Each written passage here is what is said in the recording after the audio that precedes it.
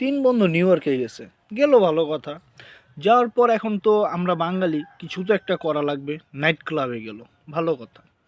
Night ক্লাবে সারা রাত party করলো। সারা রাত পার্টি করে যখন বাসায় ব্যাক করবে, তখন তো ধরলো পুলিশ।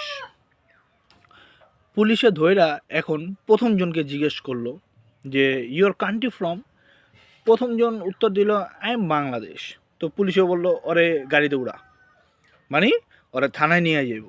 তো দ্বিতীয় বন্ধুকে জিজ্ঞেস করলো ইয়োর কান্ট্রি ফ্রম। তো উনিও বলল আই এম ফ্রম বাংলাদেশ। ঠিক আছে, তুমিও যেহেতু বাংলাদেশি, ওরা গাড়িতে উঠা। তো দোনোজনরে গাড়িতে উঠা দিল। এখন তিন নাম্বারটা ডাইকা নিয়ে আসছে, ইয়োর কান্ট্রি ফ্রম। তো তিন নাম্বার বন্ধুটা কি বললো, বললো আই এম নোয়াখাইল্লা। এখন তো এক পুলিশ আরেক পুলিশে বলে কিরে, এ দিন নোয়াখালী এ কোন দেশ? তো কনস্টেবল যে থাকে না, কনস্টেবল বলতেছে স্যার মনে হয় এটা অনেক বড় রাষ্ট্র।